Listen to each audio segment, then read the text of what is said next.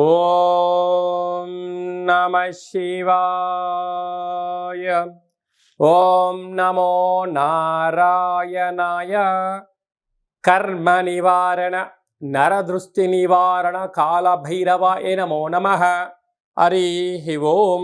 ఓం కాళకాలాయ విద్మహే కాళాతీతాయ ధీమహి తన్నో నరదృష్టి నివారణ కాళభైరవ ప్రచోదయాతు. హరి ఓం. మా ఛానల్కి స్వాగతం. చూస్తున్న వీక్షకులకు, ప్రేక్షకులకు, ప్రియ కాళభైరవ భగవద్బంధులకి స్వాగతం పలుకుతూ మమ్మల్ని ఎంతగానో ఆదరిస్తూ ఉండబడినటువంటి ప్రియ సోదర సోదరీమణులకు, సనాతన ధర్మ సంరక్షకులకు, జ్యోతిష్ అభిమానులకు అందరికీ కూడా జ్యేష్ఠమాస శుద్ధాష్టమి పూర్ణిమ సందర్భంగా ఎలాంటి విధి విధానాలు పాటించాలో, అదే కాకుండా కాలాన్ని శాసింపజేసే శక్తి కాళభైరవుడికి ఉంటుంది కనుక జ్యేష్ఠమాసంలో విశేషంగా బుధవారము జ్యేష్ఠ నక్షత్రం రావడము విశేషం అవుతుంది కనుక ఎలాంటి విధానాలు పాటించడం వలన అందరికీ శుభప్రదమో తెలుసుకుందాం. 1వ తారీఖు 6వ నెల 2025 నుంచి 15/6/2025 వరకు పుట్టినటువంటి వారందరికీ కూడా ముందస్తుగా జన్మదిన శుభాకాంక్షలు.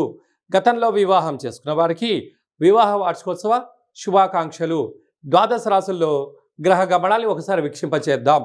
మేషరాశిలో శుక్ర భగవానుడు, వృషభ రాశిలో బుధాదిత్య రాజయోగము, రవి బుధ సంచార స్థితి, మిథున రాశిలో దేవగురు బృహస్పతి సంచార స్థితి, కన్యరాశిలో కుజ భగవానుడు నీచభంగ రాజ సంచార స్థితి, 18 సంవత్సరం తర్వాత సింహరాశిలో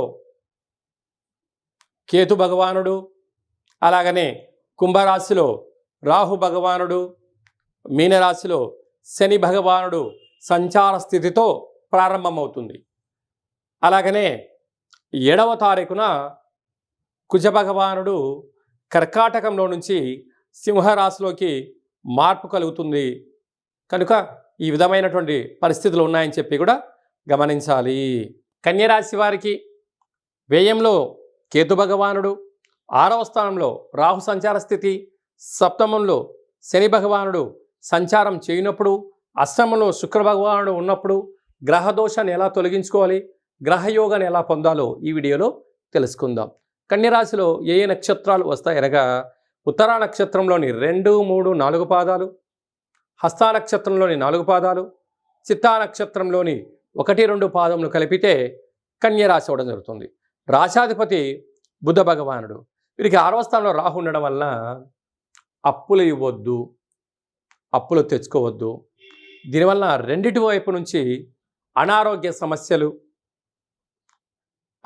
విపరీతమైనటువంటి శత్రు ప్రభావాలు, నడదృష్టి యొక్క ప్రభావాలు ఉండేటువంటి పరిస్థితి ఉంటుంది. కష్టపడి మీరు పనిచేస్తూ మీరు ఉన్నత స్థాయికి ఎదగాలని మీరు ప్రయత్నం చేస్తూ ఉంటారు. కానీ కొందరు పనిగట్టుకొని మిమ్మల్ని ఆ యొక్క కూపంలోకి తీసుకెళ్లాలని ప్రయత్నం చేస్తూ ఉంటారు. కనుక ఇలాంటి కాల సమయంలో దుష్టులకు దూరంగా ఉండండి, పొగడ్తలకు దూరంగా ఉండండి, ఉన్నదాంతో సర్దుకపోండి. మీరు ఎక్కువగా పొగడ్తలకో ఆడంబరాలకో దూరంగా ఉండగలిగితే చాలా మంచి కాలం. అలాగే సప్తమంలో శని భగవానుడు ఉండడం వలన నూతనమైన వాహనాలు, విదేశాలకు వెళ్ళాలి అనుకుంటున్న వారు, పెట్టుబడులు, అలాగనే నూతనమైనటువంటి వస్త్రాలు, బంగారు ఆభరణాలు, వాహనాలు, క్రయ విక్రయాలు యోగదాయకంగా ఉండే పరిస్థితి ఉంటుంది. అష్టమంలో శుక్రుడు ఉండడం వలన కొన్ని పరిస్థితుల ప్రభావం చేత మీరు పొగడ్తలకు వెళ్ళడం, అనేక రకాల ఇబ్బందికి గురవ్వడం, బంగారు ఆభరణాలు, షేర్లు, విశేషమైనటువంటి వాటిని ఇబ్బంది పడే పరిస్థితి అధికంగా ఉంటుంది. భాగ్యస్థానంలో బుధాదిత్య రాజయోగం ఉండడం వలన ప్రభుత్వ ఉద్యోగ ప్రయత్నం చేసేవారికి చాలా మంచి కాలం ఉంది.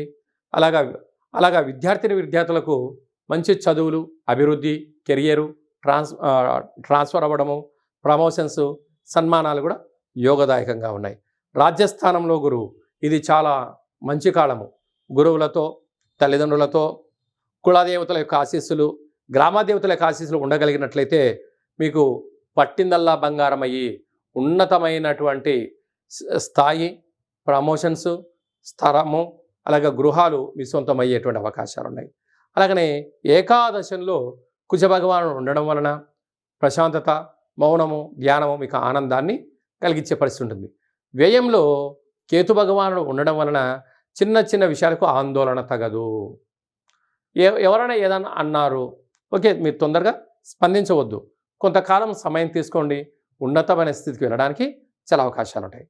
అలాగే స్వయం వృత్తులు, సేవా రంగాలు, ఆహార ఉత్పత్తులు, మార్కెటింగ్ రంగంలో ఉండబడేవారు, వ్యవసాయ సోదరీమణులు, గృహ భవన నిర్మాణ కార్యక్రమం చేసే వారందరికీ కూడా ఇది చాలా మంచి సమయము అని చెప్పి కూడా మీరు గుర్తుపెట్టుకోగలగాలి.